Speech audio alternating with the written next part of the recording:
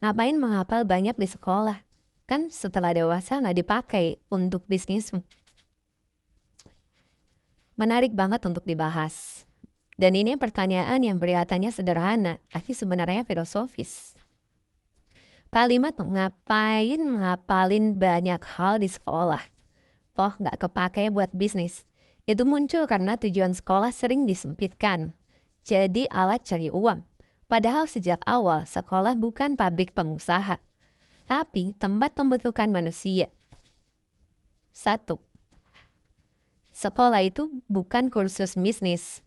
Kalau tujuan sekolah cuma supaya kepakai buat bisnis, maka matematika cukup tambah, kurang, kali, dan bagi.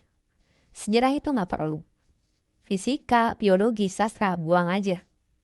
Tapi faktanya, manusia bukan cuma makhluk ekonomi.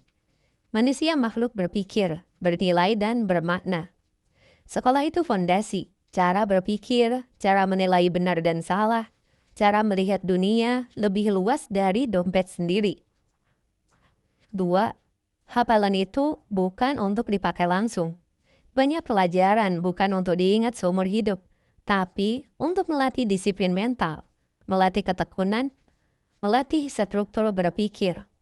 Contoh, matematika bukan supaya semua jadi akuntan, tetapi supaya otak terbiasa berpikir logis.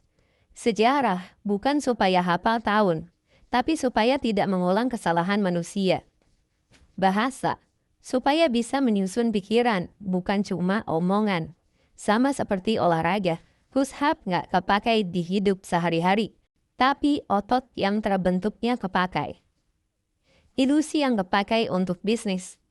Tiga, ilusi yang kepakai untuk bisnis. Orang sering banget salah paham. Yang penting skill bisnis, sisanya nggak kepakai.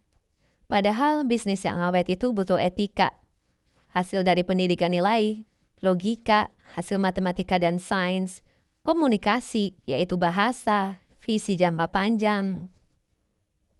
Ketahanan mental ini proses dari belajar yang sulit.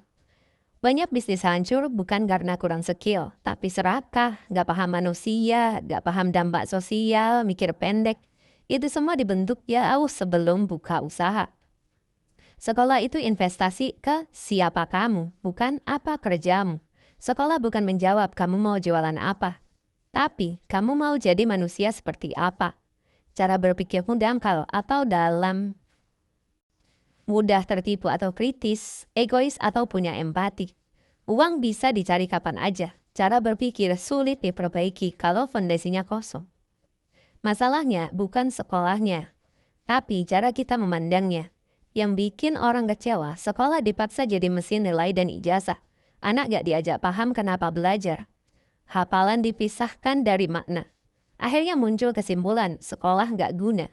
Padahal yang salah cara mengajarnya. Atau cara kita mengukur sukses. Sekolah bukan supaya kamu kaya, tapi supaya kalau suatu hari kamu kaya, kamu tetap manusia. Terima kasih.